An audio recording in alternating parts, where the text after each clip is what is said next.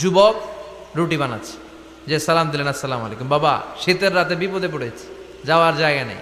তোমার যে চুলাতে তুমি রুটি বানাও, এই চুলার পাশে বসে যদি সারা রাত আমি কাটিয়ে দেই আর চুলা থেকে আগুন পোয়াই, তোমাকে কোনো ক্ষতি হবে?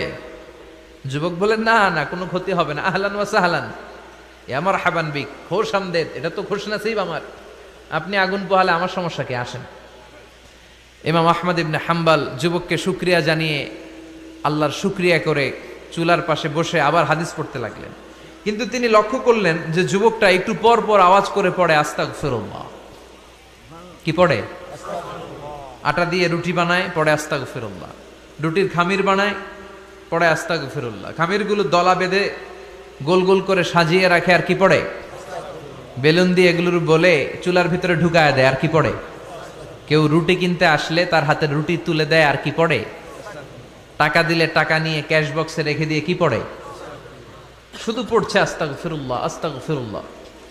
ইমাম আহমদ ইবনে হাম্বল তো অবাক, ঘটনা কি? এই যুবকের হলোটা কি? শুধু আস্তাগফিরুল্লাহ। তিনি হাদিসের কিতাবটা বন্ধ করে যুবককে জিজ্ঞেস করলেন, বাবা, আসার পর থেকেই দেখছি তুমি শুধুই পড়ছো আস্তাগফিরুল্লাহ আস্তাগফিরুল্লাহ আস্তাগফিরুল্লাহ, ঘটনাটা কি? কেন এত তুমি ইস্তেগফার পড়ো? যুবক বলল, এটা আমার একটা চিরাচরিত আমল, সব সময় আমি এই আমলটা করি। আমি সব সময় ইস্তেগফারের সাথে আঠার মতো লেগে থাকি, আর সব সময় ইস্তেগফার পড়ার কারণে আল্লাহ তাআলা আমাকে মুস্তাজাবুদ দাওয়া বানিয়ে দিয়েছে। মানে আমি দোয়া করলেই দোয়া কবুল হয়ে যায়। এই জীবনে আমি যত দোয়া হাত তুলে করেছি, মুহূর্তের মধ্যে আমার দোয়াগুলো কবুল করে নিয়েছে কে? শুনে তো ইমাম আহমদ ইবনে হাম্বল অবাক, বলে কি, আনতা মুস্তাজাবুদ দাওয়া? তুমি মুস্তাজাবুদ দাওয়া? তুমি দোয়া করলেই কবুল? নাম আনা মুস্তাজাবুদ দাওয়া, হ্যাঁ আমি দোয়া করলেই কবুল হয়ে যায়। তুমি জীবনে যা দোয়া করেছো সব পেয়েছো?